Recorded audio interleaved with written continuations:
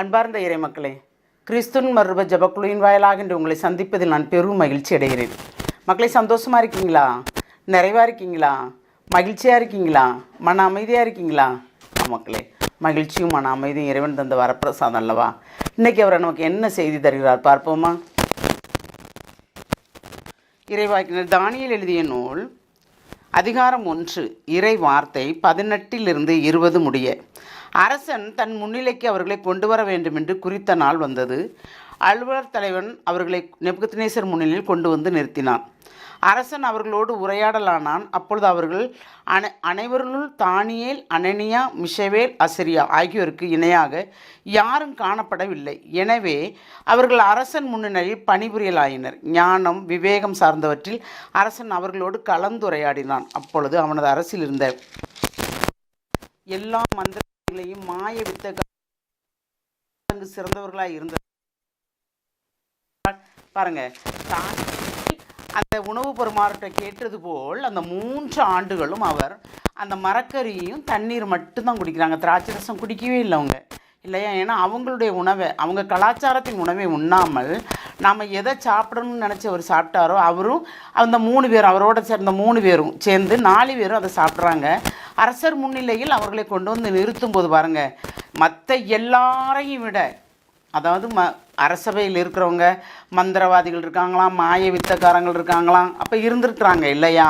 அப்படி இருக்கிறவங்க மத்தியில் இவங்க 4 பேர்கிட்ட மட்டும் ஞானம், விவேகம் எல்லாம் கலந்து இருக்கிற மாதிரி அரசனோட இவங்க கலந்து உரையாடுறாங்க. அப்போ பாருங்கள், அவரை நம்பினவங்க யாராவது வெறுமையாக போனதுண்டா? இறைவனை நம்பினவங்க யாராவது வெறுமையாக போனதுண்டா? போனதில்லை இல்லை. அப்போ இறைவன் ஒவ்வொரு நாளும் நமக்கு என்ன செய்தி சொல்ல வருகிறாய்? என்ன நம்பியோர்கள் வெறுமையாவதில்லை, நான் அவர்களோடு இருந்தவர்களை வழிநடத்துவேன், எல்லா காலங்களிலும் எல்லா நேரங்களிலும் நீங்கள் கூப்பிட்ட குரலுக்கு உங்கள் அருகில் இருக்கிறேன் என்று சொல்கிறவர் அவர். அப்போது அவர்களை விட 10 மடங்கு சிறந்தவர்களாக மாய வித்தை புரிகிறவர்கள், மந்திரவாதிகள், அப்பவுமே மந்திரவாதிகள் இருந்திருக்காங்க பாருங்கள் இல்லையா? இப்போ இந்த மையம் மாந்திரிகங்கிற மாதிரி அப்பவும் இருந்திருக்கு. அதனால தான் அவங்களை விட இந்த 4 பேருமே சிறந்து விளங்கிறதுனால அரசன் அவர்களை நிறைவாக ஒரு பதவியில் அமர்த்துகிறார், மரியாதைக்குரியதாக கொடுக்குறார். அப்போ இந்த மரியாதை யார் மூலமாக வந்தது? இறைவன் மூலமாக வந்தது. அப்போ இறைவனை தேடுகின்ற பிள்ளைகள் ஒருபோதும் வெட்கப்பட்டு போவதில்லை, எந்த இடத்துலையுமே இல்லையா? யார்கிட்டையும் தலகுனிஞ்சு போகிற மாதிரி இல்லை. அப்படி தலகுனிய வேண்டிய சூழ்நிலை வந்தால் நம்ம ஏதாவது தவறு செஞ்சுருக்கணும், இல்லை அப்படி ஒரு சூழ்நிலையை நமக்கு உருவாக்கி தந்தது இறைவனாக இருந்தாலுமே இதில் நாம் எப்படி இறைவனை ஏற்றுக்கொள்கிறோம் என்ற பக்குவம் நமக்கு வர வேண்டும். நம்ம தவறு செஞ்சுருக்க மாட்டோம், ஆனால் அந்த இடத்துல நம்ம கைகட்டி நிற்க வேண்டி இருக்கும் இல்லையா?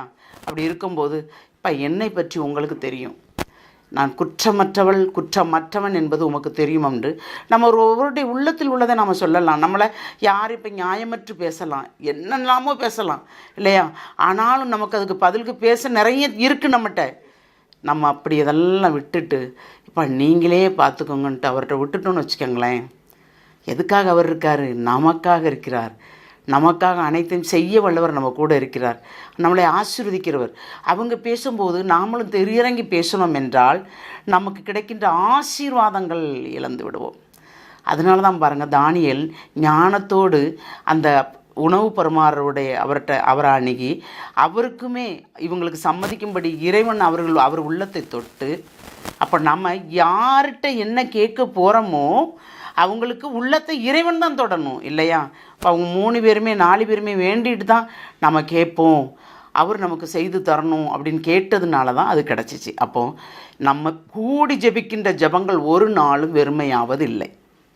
அந்த வெறுமை நமக்கு கிடைப்பதும் இல்லை, நிறைவு தான் கிடைக்கும் இல்லையா? வெறுமையாக இருப்பது போல் ஒரு மாயை தோற்றம் இருக்கும், ஆனால் அதை எல்லாத்தையும் மாற்ற வல்லவர் நம் கூட இருக்கிறார். அந்த வரத்தை கேட்போமா?